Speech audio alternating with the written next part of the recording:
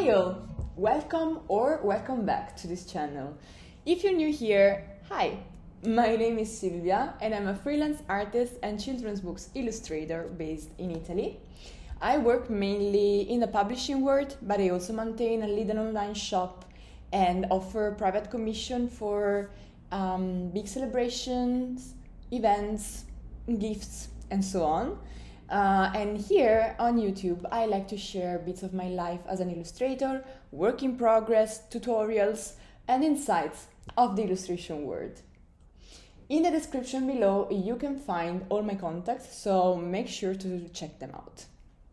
The last video was all about the wheel of expressions and how to start developing a character.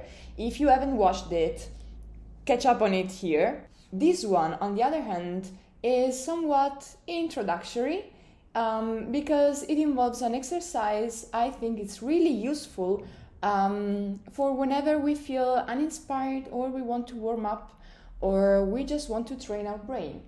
It can be done both digitally and traditionally, and the most important thing is that you're ready to put yourself to the test. So, without further ado, let's go through the exercise and let's see what's all about.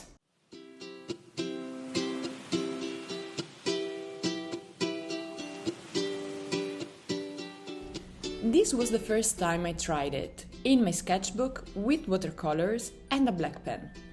Here, I didn't just focus on faces, but I let my imagination run wild, creating creatures, objects, and strange characters.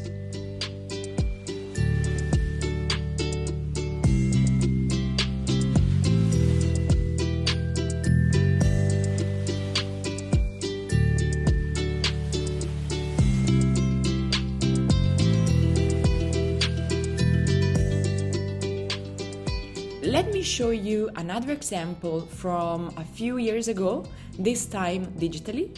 Here I focused more on faces and random characters' expressions.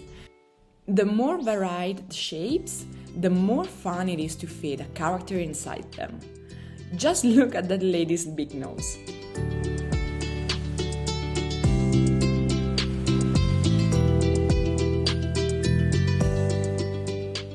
Okay. After a few examples, let's create our new random characters together. Here I've prepared a sheet with 8 random blobs. The colors are random too. When you prepare your blobs, be bold. Don't just make circles or squares. Add extensions, bumps, strange spikes. Let your imagination run wild. If you're working digitally, like me, I recommend creating a new layer above the shapes, so you don't affect them and have the freedom to erase and redo without worrying about the shapes. Once all the shapes are prepared, start with the one that inspires you the most. There's no order, no thread to follow, only creativity. Okay, I'll start with this one in the top right. As soon as I saw the shape, I thought of an elderly gentleman, a bit square, but with a kind face and a great tuft of hair. A bit Elvis, a bit Little Tony. It doesn't matter if you go outside the shapes. Here we make the rules. The shapes are there to give you an initial guideline, but if you feel like adding details or elements that go beyond the shapes, that's perfectly fine.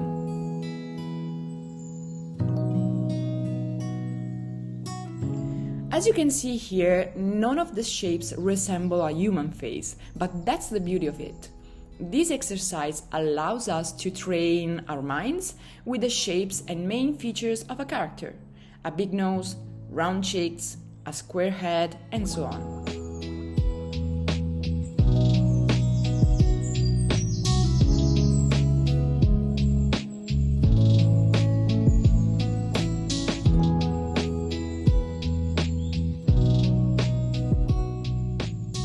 Okay, now let's move on to the next shape.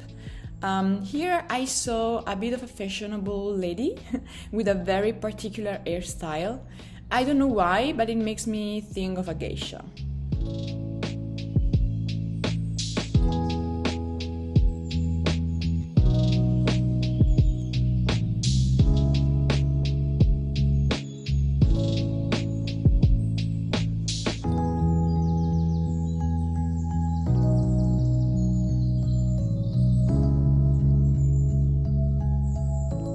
And then keep going, choosing shapes at random. What I usually do is let myself be carried away by the process and draw on the shape that inspires me the most at the moment. This freedom helps me to avoid feeling obligated to draw on a specific shape. Since this exercise is meant to loosen up, have some fun practice, and try to think outside the box, let's not put unnecessary pressure on ourselves. Draw where and what you want. That's the purpose of this exercise.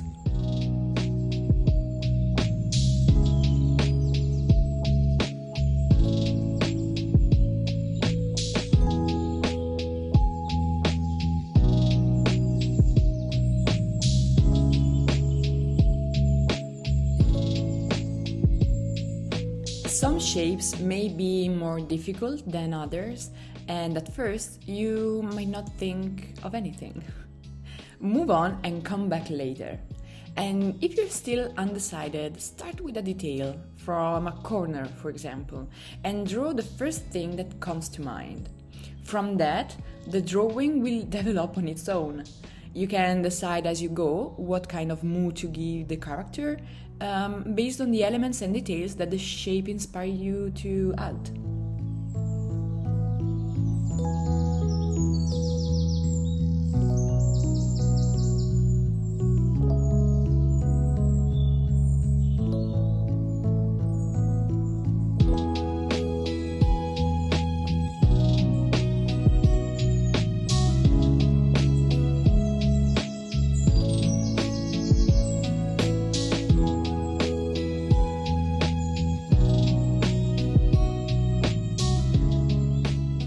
Oh, the little strawberry is my favorite. Who knows, maybe it will become the protagonist of some illustration? Who knows?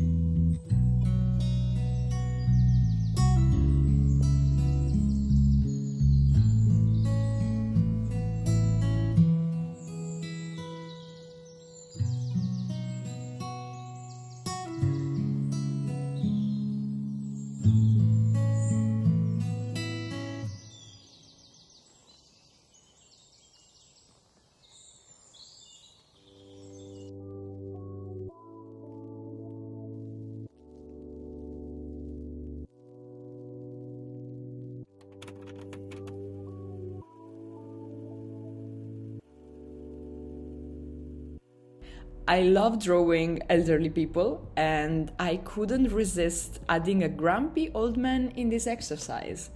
I mean, look at how grumpy he is. After drawing him, he immediately made me think of Scrooge from Dickens' A Christmas Carol, when the ghosts of the past, present, and future appear to him at night. Cool.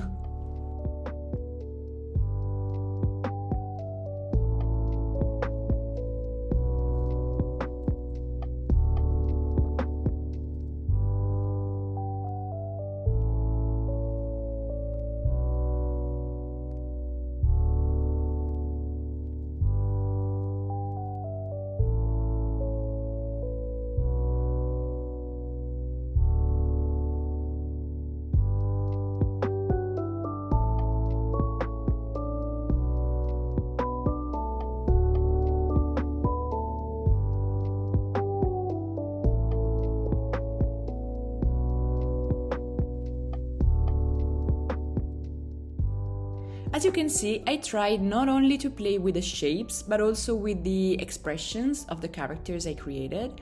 It's very useful for practice. Okay, we've reached the end of this exercise, and all our shapes host unique characters.